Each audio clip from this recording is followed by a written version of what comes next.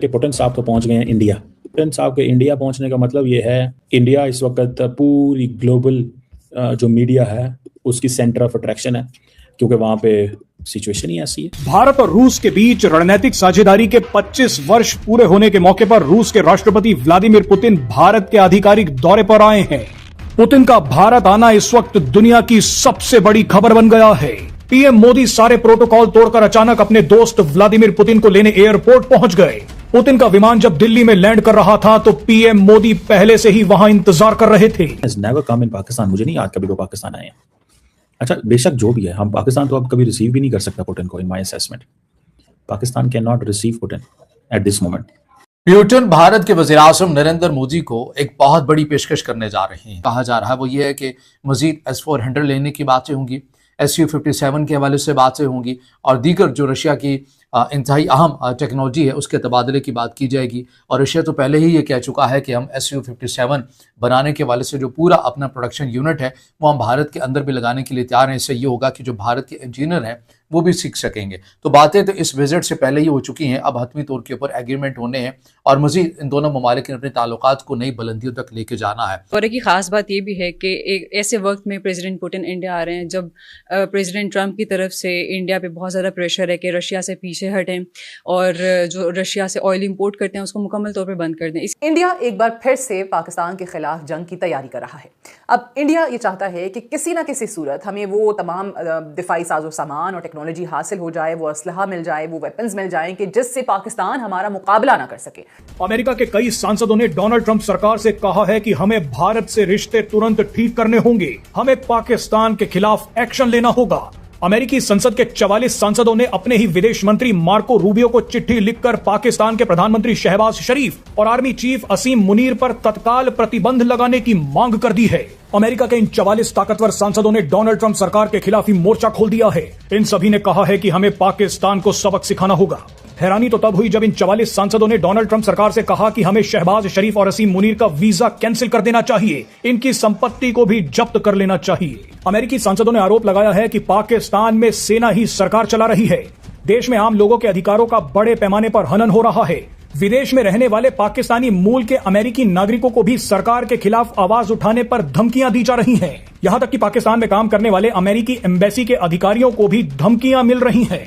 American कहते हैं कि बेसिकली इंडिया डी डॉलराइजेशन के ऊपर काम कर रहा है। ये बात आज पुतिन ने की है कि जनाब 90% हमारी जो कारोबारी ट्रेड है वो तो रूबल्स में और रुपीज में है। ठीक है जी, ये पुतिन ने इंटरव्यू दिया है इंडिया टुडे को, और वो कहें इससे पहले रशिया के एक डेप्टी प्राइम मिनिस्टर हैं डेनिस साहब, उन्होंने भी ये कहा था।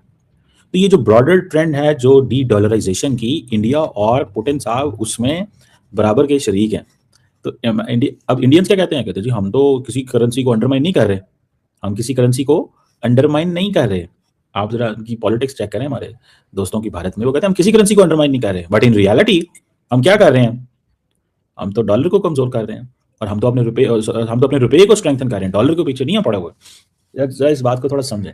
तो मुझे जय हिंद दोस्तों, नमस्कार दोस्तों। आज रशिया के राष्ट्रपति व्लादिमीर पुतिन भारत आ चुके हैं। पुतिन की भारत यात्रा इस समय दुनिया की सबसे बड़ी खबर है और इस खबर से सबसे ज्यादा परेशान पाकिस्तान और पाकिस्तान का अब्बू अमेरिका है, जो भारत को रूस से तेल न लेने के लिए महीनों से जोर लगा रहा है। लेकिन भारत मानने को तैयार नहीं है, बल्कि भारत ने रूस से और ज्यादा व्यापार करने का लक्ष्य बना लिया है, जो ट्रम्प के मुँह पर एक तमाचा है। भारत ये सब कुछ अपने हितों के लिए कर रहा है, क्योंकि भारत अमेरिका जैसे धोखेबाज देश पर भरोसा नहीं कर सकता है। इसलिए भारत को रूस से और ज्यादा संबंध अच्छे बनाने होंगे। अमेरिका भारत को जितना दबाने की कोशिश करेगा, भारत उतना ही अमेरिका से दूर जाएगा। भारत अमेरिका के सामने खड़ा रहा तो भले ही भारत को कुछ बिलियन डॉलर का नुकसान हो जाए, लेकिन फिर अमेरिका भारत को एक बड़ी इकोनॉमी बनने से नहीं रोक पाएगा। अमेरिका ट्रेड को लेकर भारत की पूरी मार्केट चाहता है, उसी अमेरिका को भारत की हथियार मार्केट से बाहर होना पड़ेगा। इसका मतलब ये हुआ कि भारत अमेरिका को न तो अब कोई बड़ी डील देगा और न ही अमेरिका पर भरोसा करेगा। अमेरिका को जो करना है वो कर ले, भारत अपने हितों से समझौता करने वाला नहीं है। प्रेसिडेंट डोनाल्ड ट्रंप की तरफ से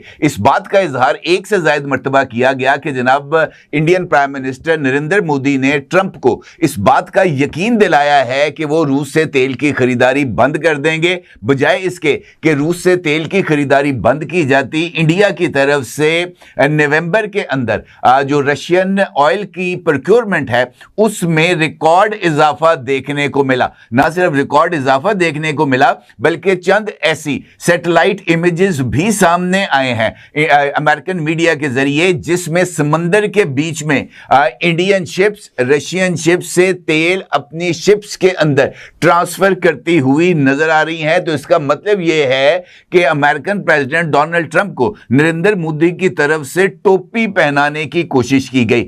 समंदर के बीच में यह जो तेल की मुंतकली है इसके चंद इमेजेस आप इस वक्त अपनी स्क्रीन पर भी देख सकते हैं। इस बुनियाद पर अमेरिका ना सिर्फ दोबारा इंडिया से नाराज होता हुआ नजर आ रहा है बल्कि जो तहफ्फुज़ात हैं रशिया के साथ इंडियन कॉर्पोरेशन के, इसके ऊपर भी जनाब एतराज़ात अमेरिका की तरफ से सामने आ रहे हैं।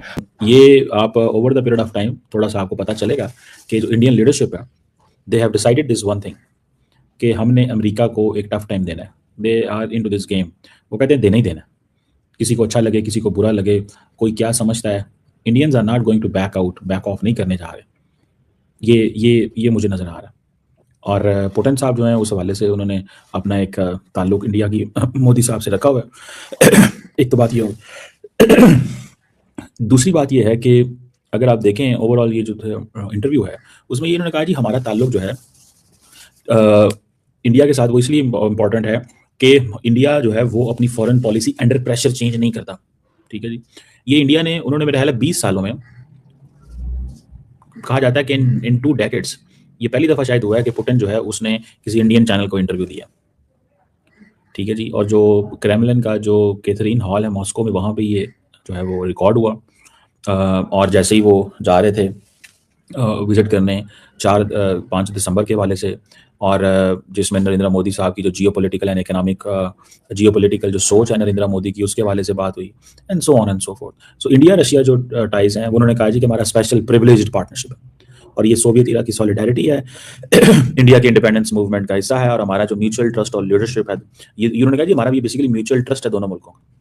और उन्होंने कहा कि मोदी जो है ना is always balanced, is wise and nationally oriented है, हार्ड लाइनर है, नेशनलिस्ट लीडर है। ये चीज़ जो है वो ट्रंप को पुतिन को बड़ी अच्छी लगती है।